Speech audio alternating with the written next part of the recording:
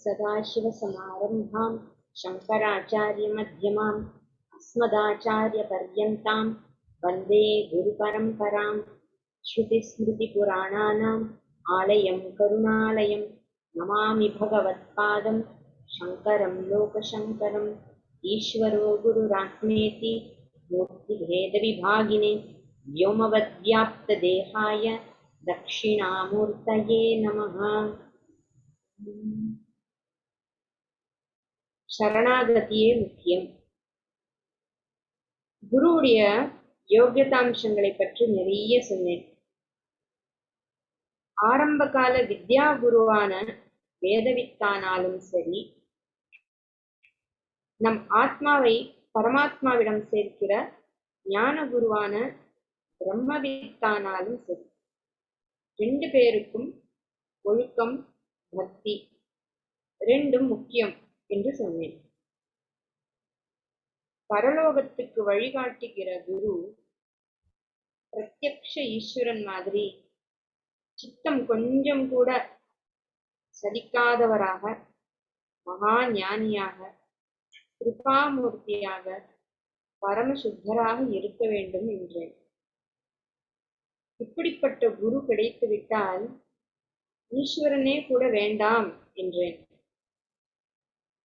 ஆனால் இந்த மாதிரி ஒழுக்கமுள்ள வித்யாபியாச குருவோ, ஈஸ்வரத்துவம் நிறைந்த ஆத்ம உபதேச குருவோ எல்லாருக்கும் கிடைக்க முடியுமா என்று ஒரு யோஜனை பிறக்கிறது.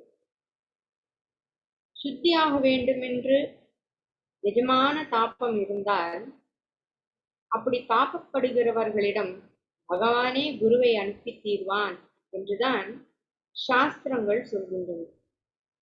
மாணிக்க வாசகருக்கு ஈஸ்வரனே குருவாக வந்து குருந்த மரத்தடியின் கீழே இருந்து கொண்டு உபதேசம் பண்ணினார். திருவாசகத்தில் அநேக இடங்களில் மாணிக்க வாசகரே இதை சொல்லி இருக்கிறார். இதெல்லாம் நமக்கு தெரிந்தாலும் சஞ்சலம் உண்டாகிறது. குரு என்று நாம் தேடி போகிறவர் வாஸ்தவத்தில் ஒரு போலியாக இருந்துவிட்டால் என்ன பண்ணுவது? அவர் சுத்தரா இல்லையா என்று நமக்கு எப்படி நிச்சயமாக தெரியும்? சுத்தர் என்றே போகிறோம், அப்புறம் வேறு தினசாக தோன்றுகிறது என்றால் என்ன பண்ணுவது?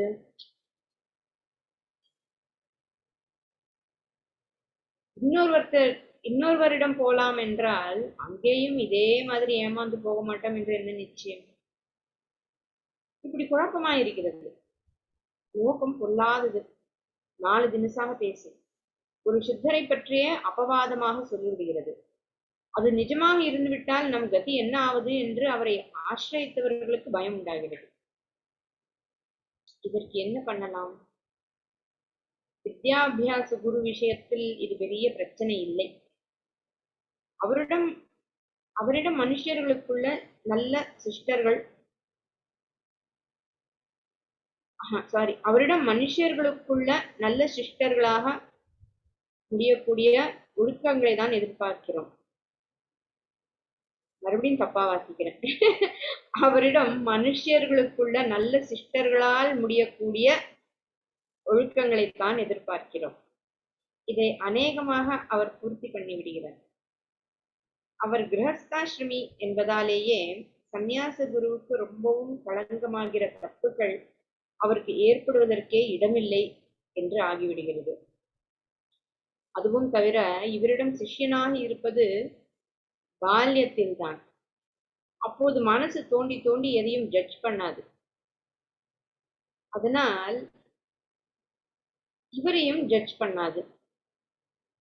இவர்தான் தெய்வம் மாதிரி நமக்கு ரொம்பவும் இளமனத்தில் ஏற்றிவிட்டதால் அது அப்படியே நினைத்துக் கொண்டு பக்தியோடு இருந்துவிடும். ஆத்ம சுத்திக்கும் மோட்சத்துக்கும் என்றே ஏற்பட்ட இன்னொரு குருவை பற்றித்தான் பிரச்சனை. அவர் பூர்ணமானவர் என்று நாம் எப்படி நம்புவது?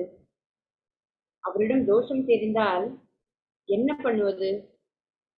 குரு என்று வந்தோம், தப்பானவர் என்று விட்டு போனால் அது குரு துரோகமா பாவமா?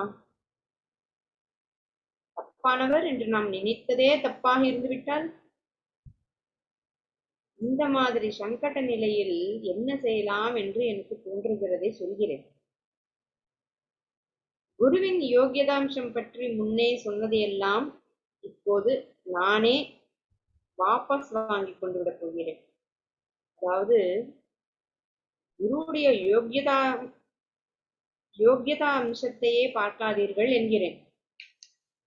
வித்யாபியாச குருவிடம் குழந்தை சிஷ்யன் இருக்கிற மாதிரியே மோட்ச மார்க்கத்தை காட்ட வேண்டிய இவரிடம் வயதான சிஷ்யர்களும் இருந்துவிட வேண்டும் என்கிறேன். அதாவது அவரிடத்தில் முழு நம்பிக்கை வைத்துவிட வேண்டும்.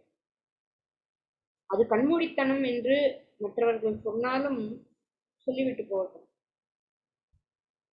குரு வேண்டும் என்று தேடினோம். சுத்தமானவர் பூர்ணமானவர் என்று நம்பிதான் இவரை ஆசிரியத்தோம். இவரிடம் வந்தபோது இவர் அசுத்தமானவர் அபூர்ணமானவர் என்று நாம் நினைக்கவில்லை. அப்படி நினைத்தால் வந்தே இருக்க மாட்டோம். வந்த பின் இப்போது சந்தேகம் ஏற்பட்டு விட்டதென்றால் என்ன செய்யலாம்? இன்னொருவரிடம் போவதென்றால் அவர் கதையும் பிறகு எப்படி ஆகுமோ என்று ஒரு பயம். இன்னொரு பயம், குரு என்று இவரை வரித்துவிட்டு இன்னொருவரிடம் போனால் பாத்திவிரத்திய தோஷம், அதாவது கற்பில் ஏற்படுகின்ற தோஷம் போல குரு துரோகம் என்ற பாபம் சம்பவிக்குமோ என்பது.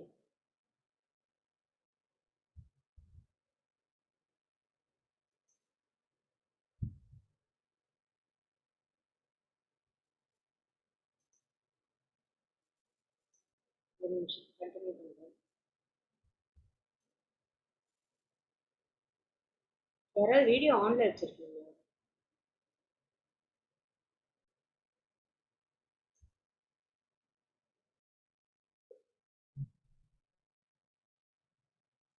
இந்த நிலையில் ஒரு சொல்யூஷன் யோக்கியதா அம்சத்தை பார்க்காமல் இருந்து விடுவதுதான் என்று தோன்றுகிறது. நாம் குருவை தேடின போது இவர்தான் கிடைத்து இவரைத்தான் வரணம் செய்ய வேண்டியிருந்தது என்றால் ஈஸ்வரனே இவரைத்தான் நமக்கு குருவாக அனுப்பி வைத்திருக்கிறான் என்றுதானே அதற்கு அர்த்தம். அப்படியே வைத்துக் கொள்வோம். குருவை ஈஸ்வரன் அனுப்பினான் என்று மட்டுமில்லாமல் ஈஸ்வரனே குருவாக வந்திருக்கிறான் என்று பாவிக்கும்படிதானே சாஸ்திரத்தில் சொல்லியிருக்கிறது. இவர் மனுஷ்ய குரு என்கிற வரையில்தான் இவர் நிர்தோஷமானவரா தோஷமானவரா என்று கேள்வி வருகிறது. இவரே ஈஸ்வரன் என்று நம்பிவிட்டால் இந்த கேள்விக்கே இடமில்லை. தோஷமுள்ள ஈஸ்வரன் என்று உண்டா என்ன? ஈஸ்வரனிடத்தில் தோஷம் மாதிரி ஏதாவது தெரிந்தால் கூட அதுவும் நம் திருஷ்டி தோஷம் என்றுதானே நாம் சொல்கிறோம். இப்படியே குருவை பற்றியும் நினைத்து விட்டால் போகிறது. இவர் ஈஸ்வரனே என்று வைத்துவிட்டால் இவரை விட்டு இன்னொருவரிடம் போவதற்கு இடமில்லை. ஈஸ்வரன் ஒருத்தந்தானே. ஒரு ஈஸ்வரனை விட்டு இன்னொரு ஈஸ்வரனிடத்தில் போவது என்பது பரிகாசமான விஷயம் அல்லவா? அதனால் குரு என்று ஒருத்தரை அடைந்த பிறகு அவர் எப்படியானாலும் இருக்கட்டும் என்று நாம் நம் பக்தியில் இறங்காமல் சலிக்காமல் அவரையே உபாசித்து வர வேண்டும், சுஷ்ரூஷை பண்ண வேண்டும். இப்படி பண்ணினால் கடைசியில் ஈஸ்வரன் அவர் மூலமே நமக்கு சுத்தியை ஞானத்தை கொடுத்து விடுவான். அவர் மோட்சத்துக்கு போனாலும் போகாவிட்டாலும் நாம் போய்விடுவோம். ஊர்த குணம் கெட்ட பழக்கம் உள்ள குருவை உபாசிக்கிறோம் என்று உலகம் பரிகாசம்தான் செய்யும். செய்துவிட்டு போகட்டும். இதனால் நமக்கு எந்த அளவு நஷ்டம் வந்தாலும் வந்துவிட்டு போகட்டும். முடிவில் இதற்கெல்லாம் ஈடு செய்வதான பரம லாபம் கிடைக்காமல் போகாது. நமக்கென்று லாப நஷ்டம் மான அவமானம் பார்க்காமல் ஓரிடத்தில் நம்பி சரணாகதி பண்ணிவிட்டால் முடிவில் அதற்காக ஈஸ்வரன் பரமலாபமான ஆத்ம ஞானத்தை கொடுத்து விடுவான். லோகத்தில் லாப நஷ்டம் என்பவை உண்மையில் நிரந்தரமாக இல்லை. அவை கொஞ்சம் நாள் இருப்பது போல தோன்றுவதுதான். அதனால் பாக்கி இடங்களில் தான் லாப நஷ்டம் பார்த்தாலும் பார்க்கலாம். குருவிடத்தில் மட்டும் லாப நஷ்டம் பாராமல் சரணாகதி பண்ணிவிட வேண்டும். மாடியிலிருந்து விழுந்தால் பூமி தாங்கும், மரத்திலிருந்து விழுந்தாலும் தாங்கும். பூமியிலேயே தடுக்கி விழுந்தால் அப்போதும் பூமிதான் தாங்கும். ஈஸ்வர அபச்சாரத்தை குருவினிடம் சொல்லி தீர்த்துக் கொள்ளலாம். குருவிடம் அபச்சாரம் பண்ணினால் எங்கே அபச்சாரம் பண்ணினோமோ அங்கேயேதான் நிவர்த்திக்கும் போக வேண்டும். குரு ஒருவரை தேட வேண்டுவது நமது கடமை. மனம் மாறாமல் இருக்க வேண்டும் என்று பெரியவர்களை நாம் தேடுகிறோம். மனசை அர்ப்பணம் பண்ணுவதை பிரதானமாக வைத்துக் கொண்டால் யாரா இருந்தாலும் சரி போதும். இன்னும் சொல்ல போனால் குரு நல்லவராக இருந்தால் அவரிடம் பக்தியாக இருப்பதில் என்ன பெருமை? யோக்கியதை இல்லாத ஒருவர் குருவாக இருந்தும் அவரிடம் அடங்கி இருந்தாலே மனது நல்ல பக்குவம் அடையும். ஈஸ்வரன் நம்மை பரீட்சித்து மனசின் பக்குவத்தை திடப்படுத்தவே இப்படி ஏற்பட்டிருக்கிறது. இதனால் தான் அதிக புண்ணியம் உண்டு என்று வைத்துக் கொள்ள வேண்டும். மகாமக குளத்தில் ஊற்று போட்டு ஜலம் இறைத்தால் அதில் வெள்ளைக்காரன் கூட ஸ்நானம் பண்ணுவான். எவ்வளவு சேரானாலும் இது புண்ணிய தீர்த்தம் என்று முழுகினால்தான் உண்மையான பக்தி இருக்கிறது என்று அர்த்தம். இப்படி நம்மையே பரீட்சித்துக் கொள்ளலாம். மகான்களை அடைகிறது நம்முடைய மனோபக்குவத்தை பரீட்சிக்க விரும்பாத சோம்பலால் தான். அவர்கள் பெரியவர்களாக இருந்தால் நமக்கு ஒரு பெருமையும் இல்லை. நம்முடைய பக்தியும் பிரயோஜனப்பட வேண்டும். ஒரு மகாக்ஷேத்திரத்தின் கோவிலில் அர்ச்சகர் மிகவும் அசுத்தியாக இருக்கிறார் என்று வைத்துக் கொள்வோம். அதற்காக நாம் தரிசனம் செய்யாமல் இருக்க போகிறோமா என்ன? நாம் அர்ப்பணம் பண்ணுவதுதான் லாபம். குரு மகானாக இல்லாவிட்டாலும் நாம் பக்தியில் திடமாக இருந்தால் அதிக புண்ணியம் உண்டாகிறது. நம் மனம் போகிற வழியில் விடாமல் எங்கேயோ ஓரிடத்தில் அதை அடக்கி போட்டு சரணாகதி பண்ணிவிட்டால் போதும். நம்மை காப்பாற்றப் போகிறவர் என்று முதலில் ஒருத்தரை நம்பின போது அவரிடம் பண்ணின சரணாகதியை எக்காலத்திலும் மாற்றிக்கொள்ளாமல் இருந்து விட்டால் எந்த பிரயோஜனத்துக்காக இந்த குருவிடம் நாம் வந்தோமோ அது ஈஸ்வர பிரசாதமாக கிடைத்துவிடும்.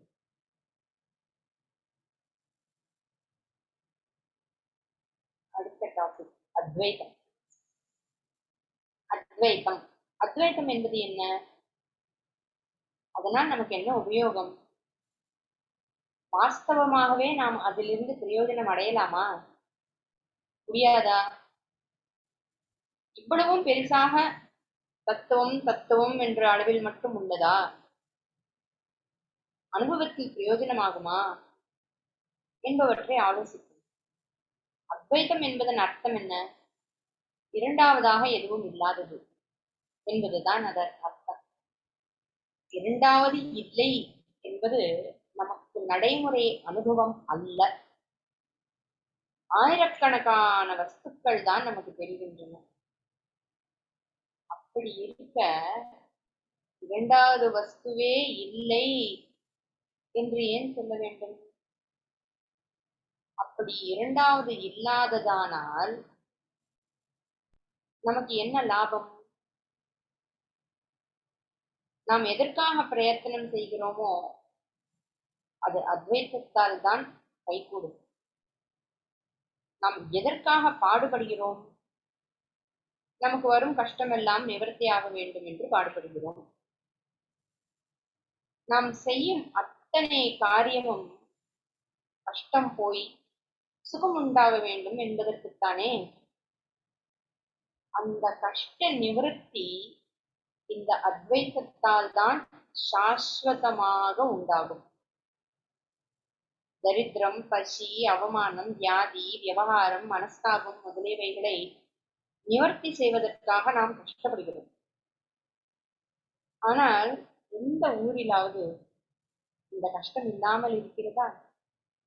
இல்லை. ஒரு கஷ்டம் போனால் இன்னொன்று வரத்தான் செய்கிறது. எப்போதும் சௌக்கியமாக இருப்பது என்பது நாம் செய்கிற பிரயத்னங்களால் சாத்தியமே இல்லைதான். ஆனாலும் நாம் துக்க நிவர்த்திக்காக பிரயத்தனம் பண்ணிக்கொண்டே இருக்கிறோம்.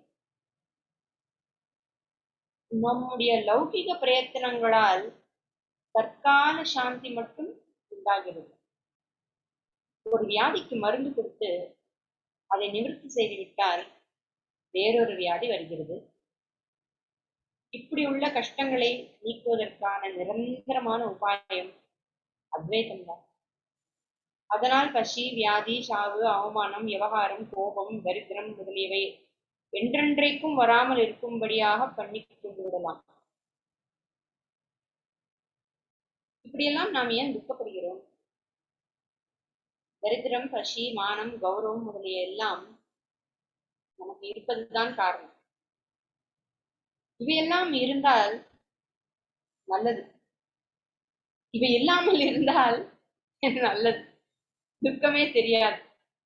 ஆனால் இவை இருக்கின்றனவே, சரி, இவை ஏன் வருகின்றன, இவை வரும் வழி எது என்று பார்ப்போம். நமக்கு துன்பம் தரும் பசி, வியாதி முதலானவைகள் எல்லாம் உடம்பு இருக்கும் வரைக்கும் இருக்கும். உடம்பு இருப்பதால் தான் இவை இருக்கின்றன. இந்த உடம்பு போய்விட்டால் மற்றொரு உடம்பு வருகிறது. அந்த உடம்புக்கும் பசி, தாகம், வியாதி முதலியவை எல்லாம் வருகின்றன. அதாவது உடம்பு இருக்கிற வரையில் கஷ்டம் உண்டு, துக்கம் உண்டு. ஆகவே உடம்பில்லாமல் பண்ணிவிட்டால் நமக்கு இந்த கஷ்டங்கள் எல்லாம் இல்லாமல் போகும். நமக்கு பல பிறவைகள் உண்டாகின்றன. அந்த பிறவைகளுக்கெல்லாம் காரணம் என்ன? உடம்பு எதனால் வருகிறது? முன்ஜென்மத்தில் பண்ணிய பாப புண்ணிய பலன்களை நாம் அனுபவிக்க வேண்டும். ஆத்மாவால் பாப புண்ணியங்களை அனுபவிக்க முடியாது. ஆத்மாவை நெருப்பால் சுட முடியாது. சந்தனத்தை அப்படி குளிரச் செய்துவிட முடியாது.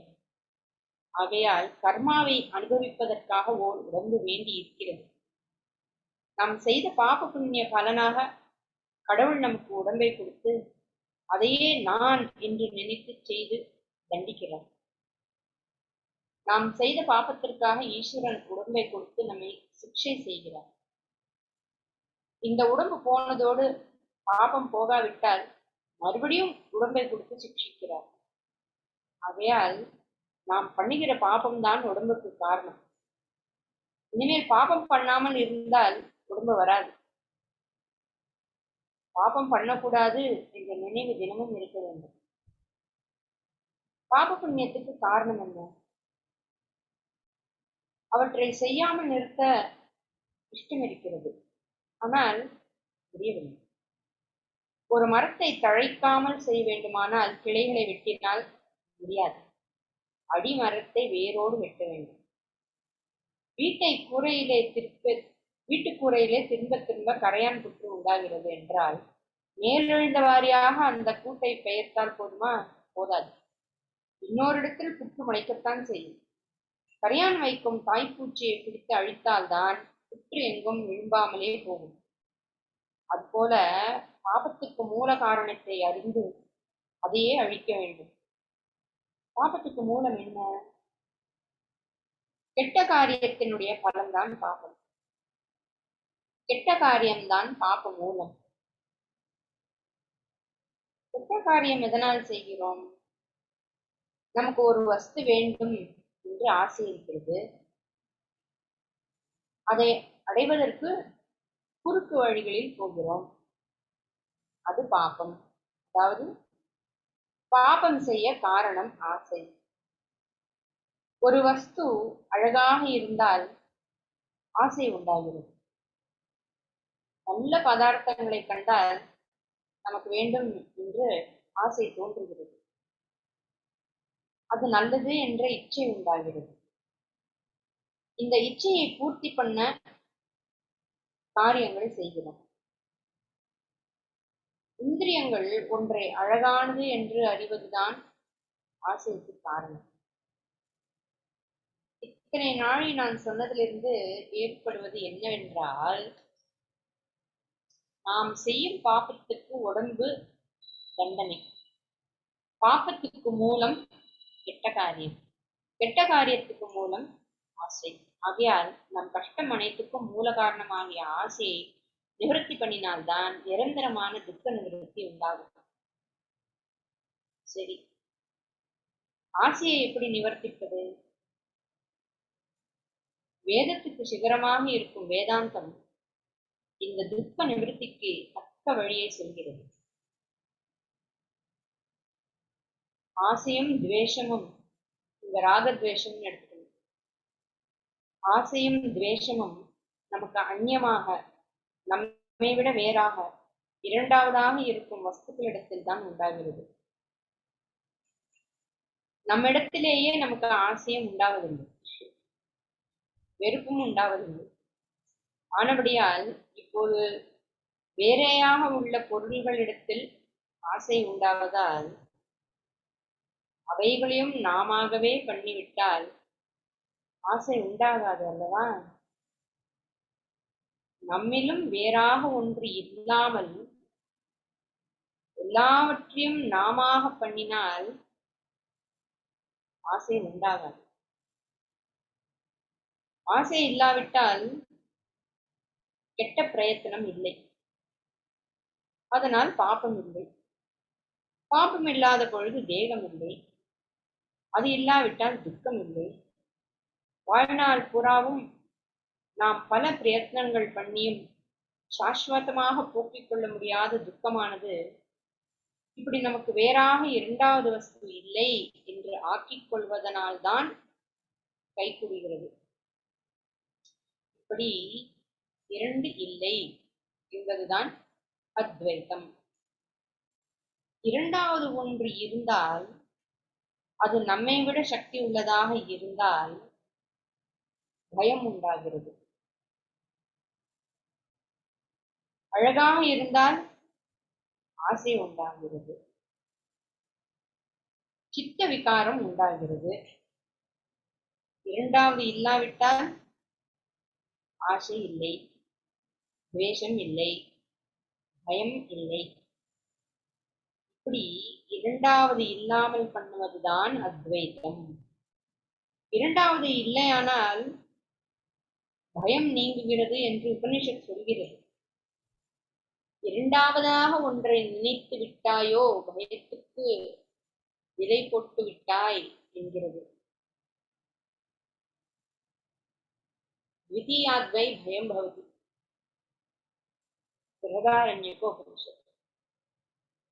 பிரபஞ்சத்தில் பலர் இருக்கிறார்களே, இவர்கள் எல்லாம் ஒன்றாக எப்படி ஆக முடியும்? இரண்டாவது இல்லாமல் எப்படி பண்ணுகிறது? வேதாந்தம் இந்த லோகத்தில் நாம் பல வஸ்துக்களாக காண்பவைகள் எல்லாம் பொய் என்கிறது. இந்த இடத்துல பொய் அப்படிங்கிறது தான் மித்யா, சரியா? எல்லாம் ஈஸ்வர ஸ்வரூபம் என்று சொல்கிறது. நீங்க எல்லாருமே வேதாந்த கிளாஸ் அட்டென்ட் பண்றதுனால பொய்ய ஃபால்ஸ் நீங்க டிரான்ஸ்லேட் பண்ணக்கூடாது. பொய்ய மித்யா அப்படின்னு புரிஞ்சுக்கணும். ஏன்னா மித்யா வேற, பொய் வேற, ரெண்டுத்துக்கும் வித்தியாசம் இருக்கிறது. இங்க பெரியவர் பொய்ன்னு சொல்றது சத்தியம் இல்லைங்கிற அர்த்தத்துல சொல்றார். எல்லாம் ஈஸ்வர ஸ்வரூபம் என்று சொல்கிறது. நமக்கு அப்படி தோன்றவில்லையே. எல்லாம் ஈஸ்வரன் என்பது நிஜமானால் நமக்கு தோன்றுவது பொய்யாக வேண்டும். நமக்கு தோன்றுவது நிஜமானால் எல்லாம் ஈஸ்வரன் என்பது பொய்யாக இருக்க வேண்டும். நமக்கு தோன்றுவது நிஜமாக இருந்தால் நமக்கு கஷ்டம் வரக்கூடாது. ஆனால் கஷ்டம் வருகிறது. வேதாந்தத்தை அனுபவமாக்கி கொண்ட மகான்கள், ஞானிகள் தான் நம் மாதிரி திண்டாடாமல் சதாவும் ஆனந்தமாக இருக்கிறார்கள். கஷ்டமே தெரியாமல் இருக்கிறார்கள். ஆகையால் வேதாந்தம் சொல்வதுதான் நிஜம். அது உண்மையானால் எல்லாம் ஈஸ்வர ஸ்வரூபம் என்பது உறுதியாக வேண்டும். லோகமெல்லாம் மெய்யான ஒரே வஸ்து என்று அத்வைத்தம் சொல்கிறது. நமக்கு வஸ்துக்களாக தோன்றுவதெல்லாம் பொய். இந்த தோற்றங்களுக்கெல்லாம் ஆதாரமான வஸ்து ஒன்றே மெய். மெய்யான வஸ்துவை பிரம்மம் என்றும் ஆத்மா என்றும் அத்வைதம் சொல்லுது. லோக வழக்கில் ஈஸ்வரன் என்கிறோம். பிரம்மம் நிர்குணமானது, ஈஸ்வரன் சகுணமானவன் என்கிற பாகுபாடு இங்கே நான் சொல்லவில்லை. எல்லாம் ஈஸ்வரன் என்றால் நாம் மட்டும் வேறையா? நம்மையும் அந்த ஈஸ்வரனாக தரைக்க வேண்டும். அப்பொழுது இரண்டாவது என்பது இல்லை. நாம் இப்பொழுது வெவ்வேறாக பார்க்கிறோம். எல்லாம் ஈஸ்வரனாக பார்ப்பதுதான் நிஜப்பார்வை. இரண்டாவது இல்லாமல் நாமும் கரைந்து விட்டால் நல்லது உண்டாகும், துக்கம் இல்லாமல் போகும். லோகத்தில் கூட இரண்டு மனசுகள் ஒன்றானால் சண்டை இல்லை. அதுபோல எல்லாம் ஈஸ்வரனாகி ஒன்றாகிவிட்டால் எந்த கிளர்ச்சியும் இல்லை, ஒரே சாந்தி தான். அப்போது எல்லாம் நாம ஆகிறோம். நமக்கே நம்மேல் ஆசை எப்போது ஏற்படாது. ஆசை இல்லாவிட்டால் பாப்பம் இல்லை, பாப்பம் இல்லை என்றால் தேகம் இல்லை. இந்த தேகம் இருக்கிற போதே அது இல்லை என்ற ஞானம் உண்டாகிவிடும். இது போன பின் இன்னொரு தேகம் வராது. அப்படியே அத்வீதியமான ஆனந்தத்தோடு ஒன்றாகி இருக்கும். தேகம் இல்லாவிட்டால் துக்கமே இல்லை. அந்த துக்க நிவர்த்திக்கு அத்வைதம் மருந்து. இரண்டாவது இல்லாமல் பண்ணுவது அத்வைத்தம். எல்லாம் பகவானாக பார்ப்பது அத்வைத்தம். உள்ளதை உள்ளபடி பார்ப்பதுதான் அத்வைத்தம். நாம் தூங்குகிறோம், தூங்கி விழிக்கிறோம். தூங்கும் போதே சில சமயங்களில் சொப்பனம் உண்டாகிறது. விழித்துக் கொண்டிருப்பது ஜாகிரத அவஸ்தை, கனவு காண்பது சொப்ன அவஸ்தை, நன்றாக தூங்குவது சுஷுப்தி அவஸ்தை. இப்படி மூன்று அவஸ்தைகள் இருக்கின்றன. அவஸ்தைனா கஷ்டம் இல்லை. அவஸ்தை மீன்ஸ் ஸ்டேட், நிலை. நம்ம சொல்லுவோம் அந்த தன்னால எனக்கு ஒரே அவஸ்தையா போச்சு உன்னோட அப்படின்னா, என்ன மாதிரி ஒரு ஸ்டேட்ல நீ என்னை கொண்டு விடுற அப்படிங்கிற மாதிரி அர்த்தம் அவஸ்தை அப்படின்னு சொல்லுங்க.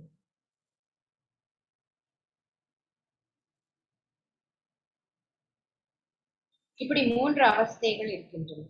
நாம் விழித்துக் கொண்டிருப்பது வேலை செய்வதற்காக, நன்றாக தூங்குவது வேலை செய்த சிரமமெல்லாம் போவதற்காக. இந்த இரண்டுமே போதுமே, சொப்பனம் எதற்காக இருக்கிறது என்று யோசித்து பார்த்தேன். ஈஸ்வரன் எங்கும் இருக்கிறார். அவர் அத்வைத பிரம்மம், எல்லாம் ஆத்மஸ்வரூபம் என்பதை நிரூபித்து காட்டுவதற்கு திருஷ்டாந்தமாகவே இந்த சொப்னத்தை அவர் உண்டாக்கி இருக்கிறார் என்று தோன்றுகிறது. கனவு காண்பதற்கு வேறு ஒரு பிரயோஜனமும் இல்லை. இந்த லோகம் நமக்கு பலவாக தோன்றுவது சொப்பனத்தை போல் இருக்கிறது. சொப்பனத்தில் என்னென்னவோ கஷ்டங்களும் சுகங்களும் வருவதாக தோன்றுகின்றன. சொப்பனம் முடிந்தால் ஒன்றும் இருக்கிறதில்லை. சொப்பனம் பார்த்த பொழுது இருந்ததாக தோன்றிய உடம்பு கூட இருப்பதில்லை. இப்படி சொப்பனம் கண்டோம் என்று அறிந்து கொண்ட ஒருவன் தான் மிச்சம். இந்த ஒரே ஒருவனின் எண்ணம்தான் கனவு உலகில் அவன் கண்ட அத்தனை பெயர்களும் அத்தனை வஸ்துக்களும். சொப்பனத்தில் இருந்த இவையெல்லாம் விழிப்பிலே போய்விடுகின்றன. இதே மாதிரி பிரபஞ்ச சொப்பனத்திலிருந்து நாம் விழித்துக் கொண்டால் பிரபஞ்சத்தில் உள்ள சகல வஸ்துக்களும் பொய்யாகவே, அதாவது சத்தியம் அல்ல, அவற்றை கண்ட அறிவு ஒன்றுதான் மிச்சம். சத்தியமான வஸ்து அதுதான். அதற்குத்தான் அத்வைத்தம் என்று பெயர். ஆயிரக்கணக்காக பார்ப்பது துவைத்தம். நாம் எல்லோரும் அத்வைத்தத்தை நம்புகிறவர்கள். ஆயினும் இப்போது அனுபவத்தில் துவைத்தமாகிய கனவு காண்கிறோம். இதிலிருந்து விழித்தால் அது அத்வைத்த நிலை. அந்த சித்தாந்தம் நினைவிலாவது இருந்தால் லட்சத்தில் ஒருவனாவது அந்த நிலையை அடைய பிரயத்தனம் பண்ணுவான் என்றுதான் பெரியவர்கள் அத்வைத சாஸ்திரங்களை எழுதி வைத்திருக்கிறார்கள். காசியில் கங்கை இருக்கிறது என்று தெரிவது மட்டும் போதாது. டிக்கெட் வாங்கி கொண்டு ரயில்வே ஜங்ஷனுக்கெல்லாம் தாண்டி ரயிலில் தூங்காமல் போய் காசியை சேர்ந்து கங்கா ஸ்நானம் செய்து அனுபவத்தில் நாம் சுத்தியாக வேண்டும். அத்வைத நிலை நடுவுல டிக்கெட் வாங்கி கொண்டு ரயில்வே ஜங்ஷன் எல்லாம் தாண்டி ரயிலில் தூங்காமல் போய் காசியை சேர வேண்டும் அப்படிங்கிறது. சரி, நம்ம குரு கிட்ட போனாலும் கூட பிரயத்தனப்பட்டு குரு கிட்ட போய் எல்லாம் பண்ணி தூங்காமல், இப்போ குரு கிட்ட போய் தூங்காமலும் இருக்கிறதுனா என்ன அர்த்தம்? டிஸ்ட்ராக்ட் ஆகாம இருக்கிறது, போன வேலையில விழிப்போட இருக்கிறதுன்னு அர்த்தம். சாஸ்திரம் படிக்கும் போது விழிப்போட இருந்து படிக்கிறது அப்படிங்கிற அர்த்தத்துல அந்த தூங்காமல் அப்படிங்கிறதையும் அவர் மென்ஷன் பண்றார் அப்படின்னு நான் நினைக்கிறேன். அத்வைத நிலை வாக்கும் மனமும் அடைய முடியாமல் திரும்பும் இடம் என்று வேதாந்தமானது சொல்லுகிறது. யதோ வாச்சோ நிவர்த்தந்தே அப்ராப்ய மனசா சக, தைத்திரிய உபனிஷத். இது வேத வாக்கியம். மனசால் நினைக்க முடியாவிட்டால் எப்படி தெரிந்து கொள்வது? மனசால் தெரிந்து கொள்ள முடியாது அப்படின்னு சொல்லும்போது எப்படி தெரிந்து கொள்வது? எல்லாமே மனசால் தான் தெரிஞ்சுக்குவோம். அதன் அர்த்தம் என்ன? அத்வைத சத்தியம் மனசால் நினைக்கக்கூடியது அல்ல என்பதன் அர்த்தம் என்ன? பரமாத்மாவை மனசால் நினைக்கலாம், அறியலாம் என்றால் அந்த பரமாத்மா அறியப்படும் பொருள் ஆகிறது. இப்படி சொன்னாலே அறிபவன் அதற்கு வேறு ஆவான் என்று ஆகிவிடுகிறது. நோவர் நோன். நான் இறைவனை தெரிந்து கொள்கிறேன் அப்படின்னா இறைவன் என்னை விட்டு வேறாக இருந்தால் தானே என்னை தெரிஞ்சுக்க முடியும். என்னால என்னை விட்டு வேறான ஒன்றைதான் தெரிஞ்சுக்க முடியும். இப்படி சொன்னாலே அறிபவன் அதற்கு வேறு ஆவான் என்று ஆகிவிடுகிறது. இது தப்பு. அறிகிற ஜீவாத்மா, அறியப்படும் பரமாத்மா என்று இரண்டு பேர் வழிகள் இருந்துவிட்டால் அது துவைத்தம்தான். அறிகிறவனும் அறியப்படுபவனாகி விட்டால்தான் அத்வைத்தம்.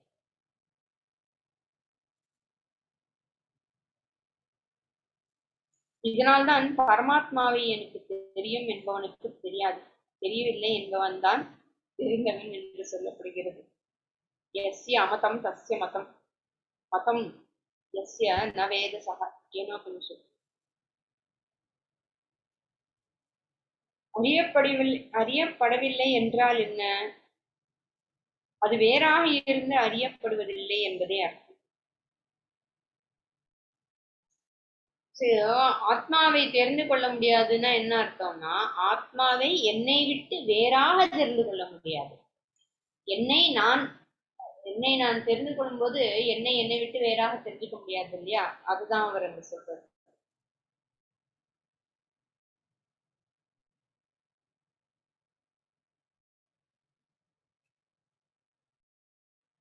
அறியப்படவில்லை என்றால் அது வேறாக இருந்து அறியப்படுவதில்லை என்பதே அர்த்தம். விளக்கை காட்ட வேறு விளக்கு கொண்டு வந்தால் அதற்கு அர்த்தம் இல்லை. விளக்கை தெரிந்து கொள்ள வேறு ஒன்றும் வேண்டாம். அது போல பிரம்மஞானம், பிரம்மமாகிற ஞானம், அறிவு சப்பிரகாசமானது. அதை ஜீவாத்மா என்று நினைக்கப்படுகிற சிறிய அறிவால் அறிய முடியாது. அறிவே உருவாகி இருப்பது ஈஸ்வர ஸ்வரூபம். தேவாரம், திருவாச்சகம், தாய்மானவர் பாடல் முதலிய தமிழ் நூல்களில் பல இடங்களில் ஈஸ்வரன் அறிவே, அறிவுருவே, ஐயோ இதெல்லாம் போஸ்டர்ல வேற அடிக்கிறாங்க, கண்டவங்களுக்கு அடிக்கிறாங்க இந்த வேர்ட்ஸ் எல்லாம் என்று சொல்லப்படுகிறார். அந்த அறிவிலேயே அறியப் போகிறவனும் கரைந்து விடுவதால் இவன் அதை அறிய முடியாது. மனசாலே அது ஆலோசிக்கப்படுவதில்லை. மனஸ் அதனால் ஆலோசிக்கப்படுகிறது. மனஸ் ஆலோசிக்கிறதெல்லாம் பொய். எதனால் அது ஆலோசிக்கிறதோ அது ஒன்றே சத்தியம். என் மனசான மனுதே ஏனாகோர் மனோமதம். கேனோபனிஷத். அற்புதமான உபனிஷத்து. அது ரொம்ப பிடிச்சது தைத்திரியம் கேனோபனிஷத். கனவில் காணப்படுவதெல்லாம் பொய், பார்க்கிற அறிவொன்றுதான் மெய். இந்த ஆத்மாவே பார்க்கப்படும் அவ்வளவு வஸ்துக்களாகவும் கனவில் தெரிந்து இருக்கிறது. கனவு நீங்கினால் ஒன்றே மிச்சம் இருப்பது தெரியும். கனவிலே வருபவன் கனவு காண்கிறவனை மனசால் ஆலோசித்து அறிய முடியுமா? அதனால் வேறாக இல்லாவிட்டால் ஒன்றை அறியவும் அதை பற்றி சொல்லவும் முடியாது. எனவேதான் அத்வைத சத்தியமானது வாக்காலும் மனதாலும் பிடிபடாது என்பது. இப்பொழுது முடிவாக நாம் அறிந்து கொண்டது என்ன? நிஜம் ஒன்றுதான் இருக்கிறது, அதாவது சத்தியம்தான் இருக்கிறது. எல்லாம் அந்த ஒன்றான ஈஸ்வர ஸ்வரூபம் என்பதே மாயையால் வேறு வேறாக தோன்றுகிறது. எல்லாவற்றையும் ஒன்றாக்க வேண்டும். நாம் என்பதையும் அந்த ஒன்றிலே கரைக்க வேண்டும். இதுக்கு அந்த பிரகரண கிரந்தங்கள்ல இந்த ஆத்மபோதம் இந்த மாதிரி டெக்ஸ்ட்ல எல்லாம் நிறைய எக்ஸாம்பிள்ஸ் எல்லாம் கொடுப்பாங்க. எப்படி ஒரே சூரியன், இப்போ நிறைய துளி துளி துளி வாட்டர், சொட்டு சொட்டா தண்ணி இருந்ததுன்னா அந்த சூரியன் ஒவ்வொரு சொட்டிலும் ரிஃப்ளெக்ட் ஆறா, இல்ல கிளாஸ்ன்னு வச்சுக்கோங்க, ஒவ்வொரு சொட்டிலும் அந்த சூரியன் தெரியறது. அப்போ 1000 சூரியன் இருக்குன்னு சொல்ல முடியுமா? ஒவ்வொரு சொட்டுல இருக்கிற சூரியனும் அதுதான் 1000 சூரியன் இருக்குன்னு சொல்ல முடியாது. அந்த ஒரே சூரியன் தான் 1000மாக வெளிப்படுகிறது, ஆயிரமாக கண்ணுக்கு தெரியறதுன்னு சொல்றோம் இல்லையா? அதுதான் இங்க பெரியவர் சொல்றார். மாயையால் வேறு வேறாக தோன்றுகிறது, எல்லாவற்றையும் ஒன்றாக்க வேண்டும். நாம் என்பதையும் அந்த ஒன்றிலே கரைக்க வேண்டும். அதற்கு வேண்டிய சாஸ்திரங்களை படிக்க வேண்டும்.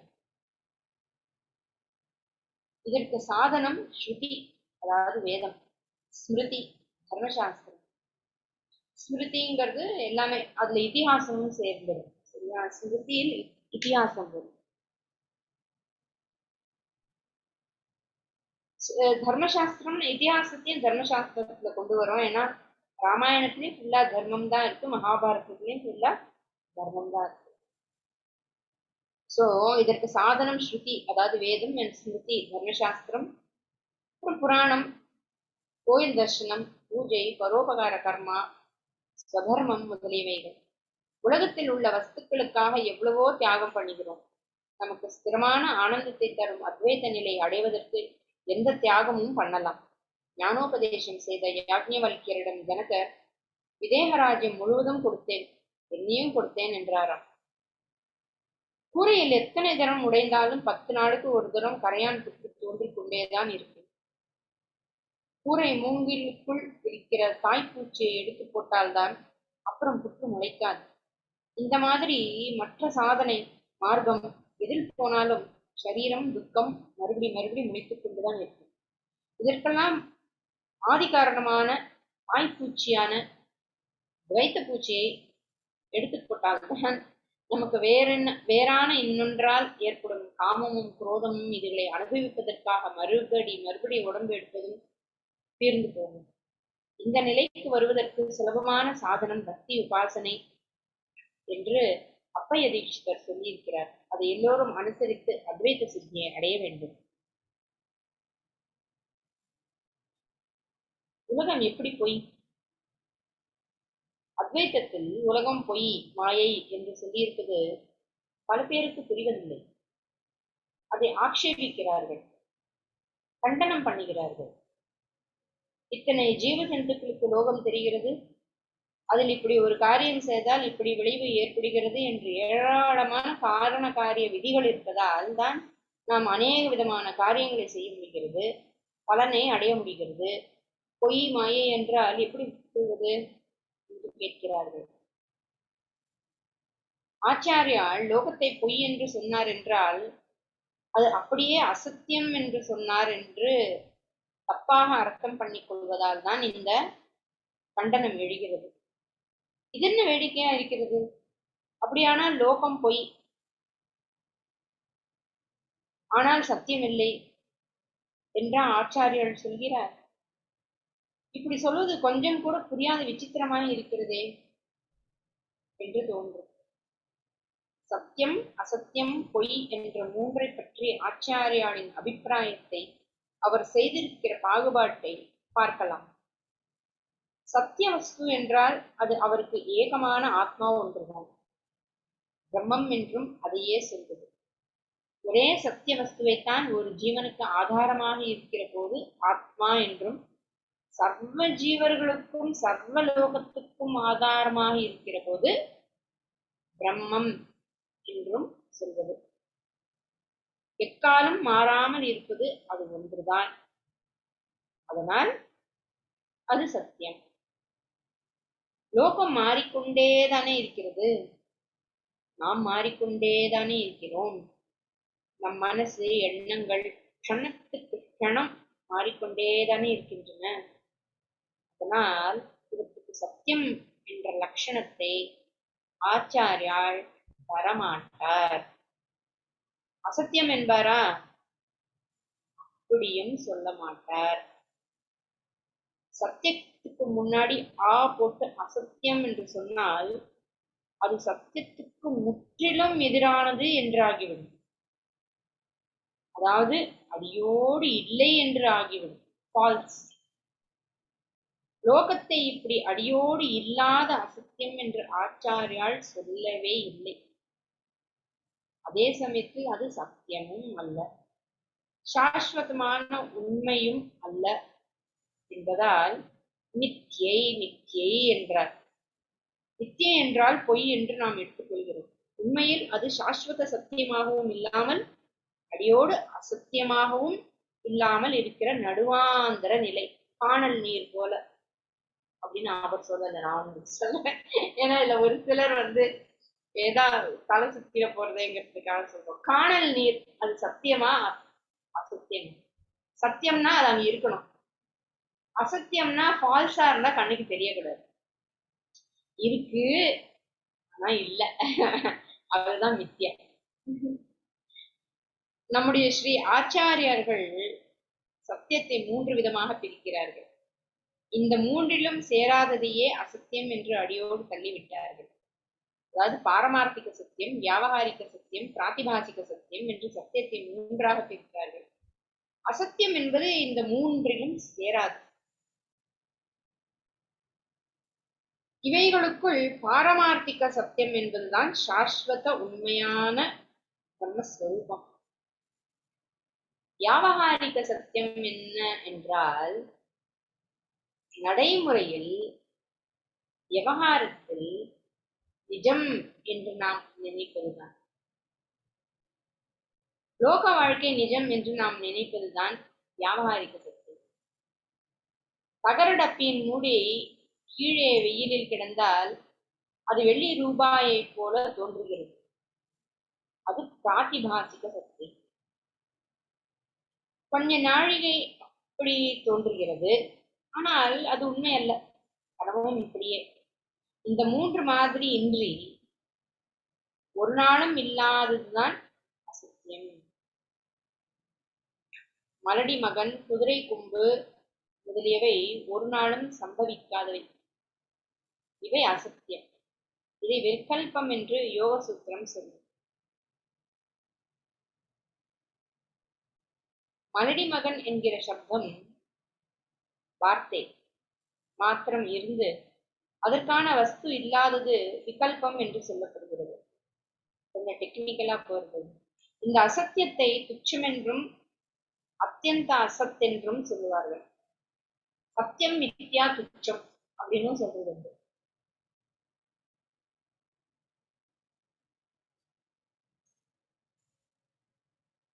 வைக்கோலால் செய்யப்பட்ட பழுதை சாயங்கால அரை இருட்டில் பாம்பாக தோன்றுகிறது. அது பாம்பு என்பது பொய், ஆனால் பாம்பு மாதிரியாக தெரிவது நிஜம். அப்படி தெரியும் போது பொய்யும் நிஜமும் கலந்திருக்கின்றன. கிட்டே போனால் பொய்யாகி விடுகிறது, ஆனால் நடுவில் கொஞ்சம் நாளி நிஜம் மாதிரியே இருந்தது, அது பிராத்திபாசிக சத்தியம்.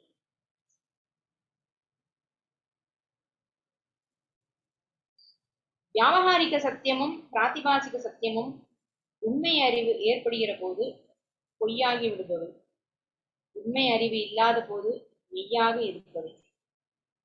வேதாந்தத்தில் இப்படிப்பட்ட பொய்க்கு மித்யை என்று பெயர்.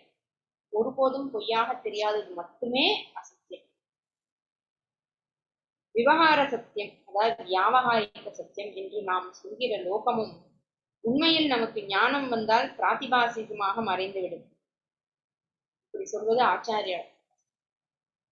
பாசம் என்றால் ஒளி, பிரதிபாசம் என்றால் ஒளி ஒன்றிலே பட்டு அங்கே பிரதிபலிப்பால் ஏற்படுகிற சிறிது பிரகாசம், ரிஃப்ளெக்ஷன். தகர மூடியில் சூரிய வெளிச்சம் பட்டது, அதனால் அது வெள்ளி மாதிரி தெரிந்தது. ஆனாலும் அது வெள்ளி இல்லை. இது பிராதிபாசிகம். அப்படியே லோகம் என்பது பிரம்மத்தின் சைத்தன்யத்தால் சத்தியம் மாதிரி மினுமினுக்கிறது. வெயிலில் கிடந்த ஒரு கிளிஞ்சலில் வெள்ளியின் மினுமினுப்பு வாஸ்தவமாகத்தான் தெரிந்தது. அது முழு பொய் இல்லை, நம் கற்பனையும் இல்லை. அது வெள்ளி என்று நினைத்த போது நிஜ வெள்ளி ஏற்படுத்துகிற எண்ணத்தை எல்லாம் நாம் அடைந்தோம். அவ்வளவு சந்தோஷம் அடைந்தோம். அந்த வெள்ளியை கொண்டு இன்ன நகை பண்ணலாம், அல்லது விற்று எவ்வளவு பணம் பண்ணலாம் என்றெல்லாம் கூட பிளான் போட்டோம். இதே மாதிரி பழுதையை பாம்பாக பார்த்தபோது நிஜ பாம்பை பார்க்கிற அதே பய, பிராந்தி, மயக்கம், வயிற்று கலக்கல் எல்லாம் உண்டாகிவிட்டது. மலடி மகன் முயல் கொம்பு என்று சொன்னால் அது இப்படிப்பட்ட உணர்ச்சிகளை உண்டாக்குமா? அடியோடு பொய் என்று தள்ளிவிடுவோம். அது நம்மை இன்னொன்று மாதிரி தோன்றி ஏமாற்றாது. இப்படி இன்னொன்று மாதிரி தோன்றி ஏமாற்றுவதற்குத்தானா மாயாசக்தி என்று பெயர். ஏமாற்றுவதற்கு தான் மாயாசக்தி என்று பெயர். வெயிலில் தகரம் வெள்ளியாக தெரிந்தது போல, அரை இருட்டிலே பழுதை பாம்பாக தெரிந்தால் போல, மாயாசக்தியினால் பிரம்மம் ஜெகத்தாக தெரிகிறது, பிரம்மலோகம் மாதிரி தோன்றுகிறது, பிரம்மம் லோகம் மாதிரி தோன்றுகிறது. இந்த லோகமே பரமசத்தியம் என்று ஏமாந்து போகிறது. நமக்கு ஞானம் வந்துவிட்டால் என்ன ஆகிறது? பிரம்மத்தை தவிர இரண்டாவதாக எதுவுமே இல்லை, அதை தவிர இந்த லோகமும் இல்லை. இது அது மாயையால் போட்டுக்கொண்ட வேஷம்தான் என்று தெரிந்து விடுகிறது. பழுதைக்கு கிட்டே போனால் அது பாம்பு என்று நினைத்த எண்ணம் ஓடிப்போய் விடுகிறது மாதிரி, தகர மூடியையோ கிளிஞ்சலையோ எடுக்க போய் அது வெள்ளி இல்லை என்று தெரிந்து கொள்கிற மாதிரி, ஞான நிலையில் அதற்கு முன்னாடி லோகம் நிஜம் என்று நினைத்தது ஓட்டம் விட்டு விடுகிறது. வெள்ளியாக தெரிந்த வரையில் தகர மூடியும் பாம்பாக தெரிந்த வரையில் பழுதையும், இவை இரண்டும் ஏற்படுத்திய எண்ணங்கள் எல்லாம் அப்புறம் இருந்த இடம் தெரியாமல் போய்விடுகிறது. அதே மாதிரி ஞானம் வந்துவிட்டால் லோகம் நிஜம் என்று நினைத்த போது நமக்கு ஏற்பட்ட அத்தனை எண்ணமுமே நின்று போய்விடுகிறது. எப்படி சொப்பனம் நிஜம்னு நினைக்கிற வரைக்கும் ஒரு பதபதைப்பு இருக்கோ, சொப்பனம் போய் அது உண்மை இல்லைன்னு தெரிஞ்சோன்னா அத்தனை பயம், அத்தனை பீதி எல்லாம் போய்விடுகிறதே, அது மாதிரி. அதாவது அநேக விதிமுறைகளுக்கு கட்டுப்பட்டதால் விவகார சத்தியம் என்று நாம் ஒத்துக்கொண்ட லோகம் அத்வைதமாக சமாதி நிலையில் இருக்கிற போது பிராதிபாசிக்கம் மாதிரியே மறைந்து விடுகிறது. ஆனாலும் இப்படி ஞானியானவன் தவிர மற்ற அத்தனை பேருக்கும் அது காரியம் விளைவு என்கிற காஸ் எஃபெக்ட் என்கிற விதிகளோடு தெரிந்து கொண்டு அதிலே அவர்கள் பல தினசான பிரயத்தனங்களை பண்ண முடிவதால் யோகத்தை வியாவகாரிக சத்தியம் என்று ஒரு ஸ்டேட்டஸ் கொடுத்து வைத்திருக்கிறார்கள். வியாவகாரிக பிராதிபாசிக சத்தியங்களை தவிர சத்திய தரம் ஒன்று இருக்கிறது, அதுவே எப்போதும் சத்தியமான பிரம்மம். இதுல நிறைய வேர்ட்ஸ் இருக்குன்னா ஏதோ நிறைய விஷயங்கள் இருக்குன்னு இல்லை. சத்தியம் மித்யா, இது ரெண்டு புரிஞ்ச போறோம். பிராதிபாசிகம், வியாவகாரிகம், பாரமார்த்திகம் எல்லாம் கூட நம்ம அது ஒரு டெக்னிக்கலா நம்ம படிக்கும் போது புரிய வைக்கிறதுக்காக சொல்கிற விஷயங்கள்.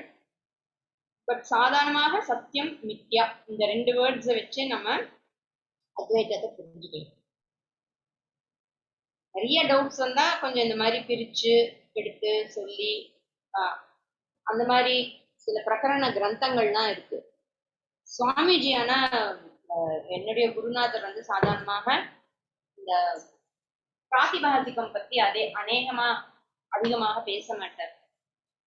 வெறும் வியாவகாரிகம், பாரமார்த்திகம் இது மட்டும், இது ரெண்டு வச்சே ஃபுல்லா புரிஞ்சுக்கலாம். பட் நீங்க டெக்னிக்கலா இன்னும் டீட்டெயிலா மீமாம்சா சாஸ்திரம் எல்லாம் படிச்சோம்னா இந்த மாதிரி இன்னும் கொஞ்சம் அண்டர்ஸ்டாண்டிங்காக தான் இதெல்லாம், சரியா? இந்த சத்திய தரம் அப்படின்னு ஒண்ணு இருக்கிறது, அதுவே எப்போதும் சத்தியமான பிரம்மம். ஆகவே சத்தியமானது ஒன்று, அசத்தியம் ஒன்று, பொய் இரண்டு உள்ளன. சத்தியமாவது பிரம்மம் என்கிற சுவாமி, அசத்தியம் மலடி மகன். இதுதான் துச்சம்னு நம்ம வேதாந்த சாஸ்திரம் படிக்கும்போது துச்சம்ங்கிற வார்த்தைய அசத்தியத்துக்கு யூஸ் பண்றோம். It is totally false. எப்படி ஒரு மலடியினுடைய மகன் அப்படின்னு சொல்ல முடியாது இல்லையா? மலடி அப்படின்னு ஒருத்திய சொல்லும் பொழுதே குழந்தை இல்லாதவள்னு அர்த்தம். குழந்தை இல்லாதவளுடைய மகன் அப்படின்னு சொன்னா அது எப்படி பொய்யோ அந்த மாதிரி பொய். ஈஸ்வரன் ஒரு நாளும் இல்லை என்று போக மாட்டார், அவர் சத்தியம். மலடி மகன் ஒரு நாளும் இருப்பவனாக இருக்க மாட்டான், அவன் அசத்தியம்.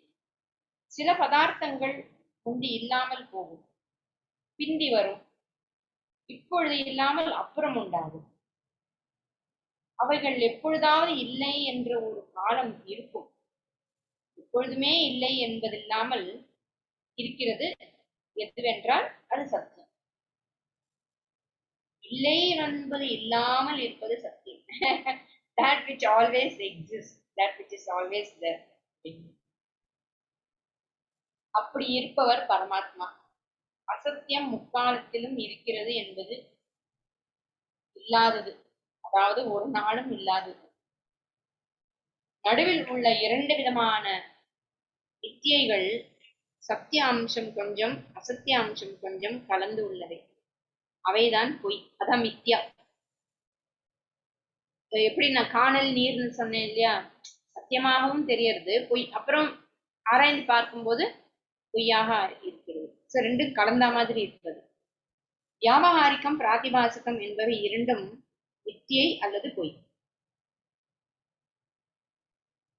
அவை ஒரு காலத்தில் மட்டும் இருக்கிறார் போல இருந்து இன்னொரு காலத்தில் இல்லாமல் போய்விடுபவை. நாமெல்லாம் எப்படிப்பட்டவர்கள்? நம் தேகம் கொஞ்ச நாளைக்கு முன்பு இல்லை, பின்பும் இது இல்லாமல் தான் போக போகிறது. எனவே இந்த தேகம் சத்தியம் இல்லை. கொஞ்ச காலம் இருப்பதால் சத்தியமும் இல்லை, ஏன்னா அது இருக்கே. முழு சத்தியமாக இருந்தால் முக்காலத்திலும் நாசம் அடையாமல் இருக்க வேண்டும், அப்படியும் இல்லை இல்லையா? தேகம் சத்தியம்னா அழியவே கூடாது, ஏன்னா சத்தியத்துக்கு அழிவு கிடையாது. பொய்னா இருக்கவே கூடாது. சோ இது சத்தியமும் இல்லை துச்சமும் இல்லை. இது சுக்தி ரூபியம் போன்றது. சுக்தினா அந்த கிளிஞ்சல் சொல்றோம்ல, அதாவது வெயில் அடிக்கும் போது கிளிஞ்சலில், அதாவது சுக்தி வெள்ளி ரூபியம் தோன்றுவதை போன்றது. ரூபியம் என்பது வெள்ளி, அதிலிருந்து ரூபாய் என்ற வார்த்தை வந்தது. கிளிஞ்சலில் வெள்ளி தோன்றுவது சத்தியமா அசத்தியமா? கிளிஞ்சல் மினுமினு என்று மின்னும் போது ஒரு நிமிஷமாவது அதிலே வெள்ளி இருக்கிறது என்று தோன்றுகிறது. மலடி மகன் ஒரு செகண்டாவது தோன்றுவது உண்டோ? இல்லை. அதை போன்றது இல்லை இது. இருக்கிறது என்னும் அம்சம் இதில் கலக்கிறது. இது குதிரை கொம்பு என்பதில் கலக்காது. குதிரை கொம்பு என்பதை வார்த்தையாக மட்டும் சொல்லலாம், வஸ்துவே கிடையாது. இதுவோ இருக்கிறது என்ற அம்சம் கொஞ்சம் தோன்றுவதனால் சத்தியம் அல்ல. சரி, சத்தியமா என்றால், சத்தியமானால் இந்த தோற்றம் எப்பொழுதும் இருக்க வேண்டுமே, அது எப்பொழுதும் இருப்பதில்லையே.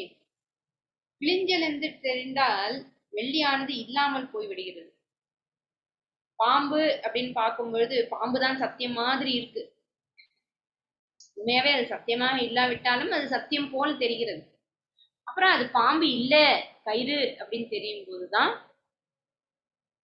நமக்கு அது நிஜம் இல்லை அப்படின்னு தெரியுது. ஆனா அது கயிறு பாம்பாக தெரிகின்ற அந்த சத்தியமும் பொய்யும் கலந்து, இதுவும் சத்தியமும் இருக்கு, ஆனா சத்தியம் இல்லாமல் வேற ஏதோ அதுல ப்ரொஜெக்ட் ஆகின்னு தெரியறதுங்கும் போதுதான் அதை வித்தியாங்கிறோம், விவகாரம் சொல்றோம்.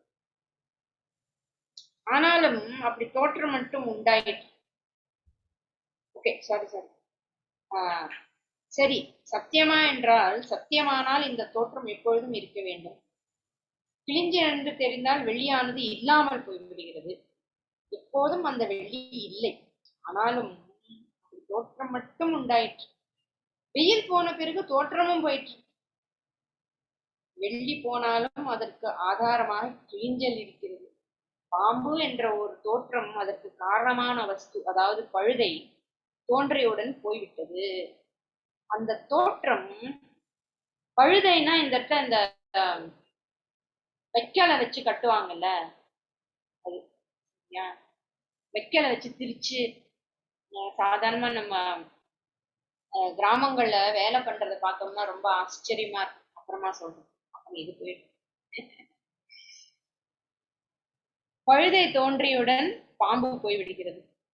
அந்த தோற்றம் சத்தியமாக இருந்தால் பின்னால் இல்லாமல் போகாது.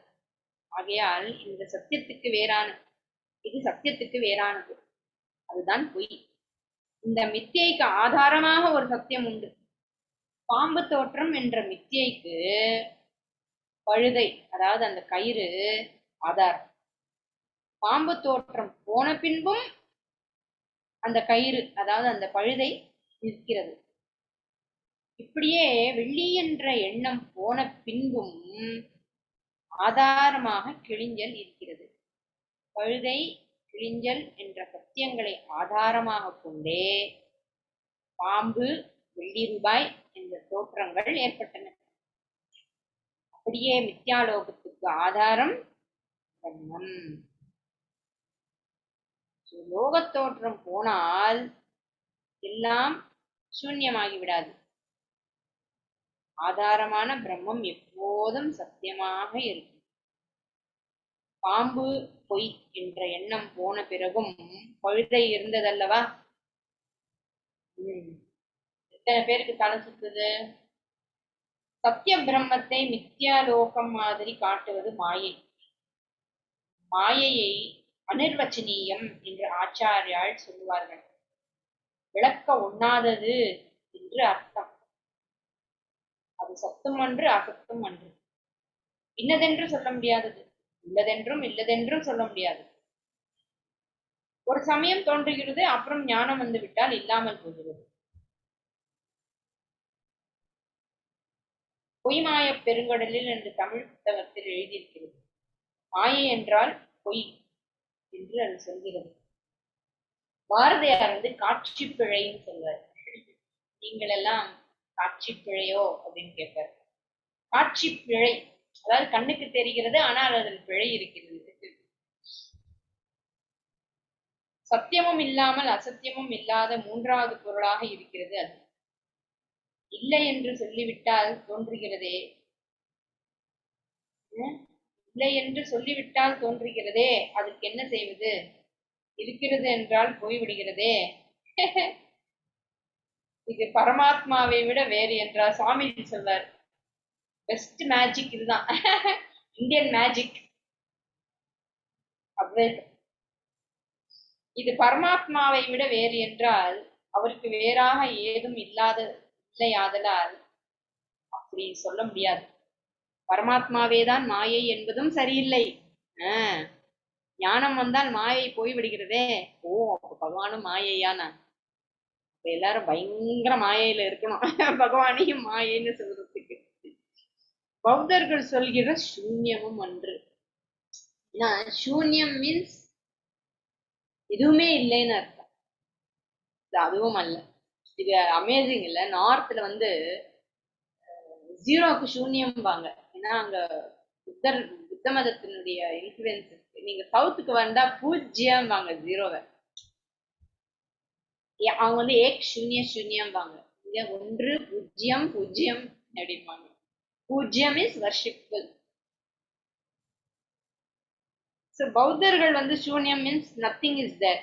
ஸோ நம்ம வந்து பூஜ்யம்ங்கும் போது பரமாத்மாவே தான் மாயை என்பதும் சரியில்லை அப்படின்னு சொல்றோம். ஏன்னா மிஞ்சி இருப்பது பரமாத்மா தான், பிரம்மம் தான். அது தட் இஸ் வர்ஷிப்ஃபுல். பழுதை தோன்றினால் பாம்பு போய்விடும், அதாவது கயிறு தெரிந்தால் பாம்பு போய்விடும். ஸோ கயிறு, அதாவது அந்த பழுதை என்பது அதிஷ்டானம், பாம்பு ஆரோக்கியம், அது மேல சூப்பர் இம்போஸ் பண்றது. அதிஷ்டானம் நமக்கு சாட்சாத்காரமானால் ஆரோக்கியம் போய்விடும். எப்போ அதிஷ்டானம் வந்து இதுதான் இதுதான் அப்படின்னு அந்த அதிஷ்டானத்தை நாம் தெரிந்து கொள்கிறோமோ, அப்போது அது மேல நான் சூப்பர் இம்போஸ் பண்ணி இருக்கிற பாம்பு தானா போயிடுறது. அந்த பாம்பு தானா போயிடுறதுன்னா எங்க போறது? நெளிஞ்சு கிழிஞ்சு போறதா? இல்ல, என்னுடைய அறியாமை, கயிறு என்கின்ற அறியாமை, அதை பாம்பு என்று நான் பார்த்தேனே ஒரு அறியாமை, அது போய்விடுகிறது. கயிறு என்ற ஞானம் வந்தவுடன் பாம்பு என்கின்ற அறியாமை போய்விடுகிறது. அது ஒண்ணுதான் போறது. பாம்பு வரவும் இல்லை, போகவும் இல்லை. அறியாமை இருந்தது, அறியாமை போகிறது. எதில் ஒரு தோற்றத்தை ஏற்றி வைத்திருக்கிறோமோ அது தெரிந்தால் ஏற்றி வைத்திருந்த தோற்றம் போய்விடும். அந்த தோற்றமே பிராத்திபாசிக சத்தியம். இப்படி நம்ம இதை ஆப்ஜெக்ட்னு பார்க்க கூடாது, ரிலேஷன்ஷிப்ஸ் பார்க்கணும். ரிலேஷன்ஷிப் தான் சத்தியம், ஹியூமன் பீயிங்ஸ் தான் சத்தியம், ஹியூமன் பீயிங்ஸ் தான் எல்லாம், இவங்க தான் நமக்கு செக்யூரிட்டி, இவங்க இல்லாமல் நம்ம இல்லை அப்படிங்கிறோமே, அதெல்லாம் ஆரோக்கியம். உண்மையான செக்யூரிட்டி யார் ஒருத்தங்களுக்குன்னா பகவான் தான். எப்படி மனுஷங்கள்லயே நம்ம சூப்பர் இம்போஸ் பண்றோம் இல்லையா, இவங்கதான் எல்லாம், இவங்கதான் நமக்கு, இவங்கதான் சத்தியம், இவங்கதான் இது அப்படின்னு சொல்றோமே, அதுவே சூப்பர் இம்போசிஷன். சோ ஒரு இக்னோரண்ட் பர்சன் மேல இன்னொரு இக்னோரண்ட் பர்சன் செக்யூரிட்டிய, ஒரு இன்செக்யூர் பர்சன் மேல இன்னொரு இன்செக்யூர் பர்சன் செக்யூரிட்டியை பார்க்கறதே சூப்பர் இம்போசிஷன் தான். இந்த தோற்றமே பிராதிபாசிக சத்தியம். நாம் அடியோடு எப்பொழுதும் இல்லாமல் போவோம். எப்பொழுது இல்லாமல் போவோம்? நம்மை எந்த வஸ்துவின் மேல் ஆரோபித்து வைத்திருக்கிறோமோ அது தெரிந்தால் நாம் போய்விடும். சூரிய சந்திராதிகள், பஞ்சபூதங்கள், பிரபஞ்சம் முதலியவைகளை நாம் எதில் ஏற்றி வைத்திருக்கிறோமோ அந்த சத்தியமான வஸ்து தெரிந்தால் இந்த பிரபஞ்சம் எல்லாம் போய்விடும். அப்போது லோகம் பொய்யாகிறது, நாமும் பொய்யாகிறது. நாம்னு சொல்றது அகங்காரத்தை, இண்டிவிஜுவாலிட்டியை சொல்லுது. இதுதான் ஆச்சாரியார் சொன்னது.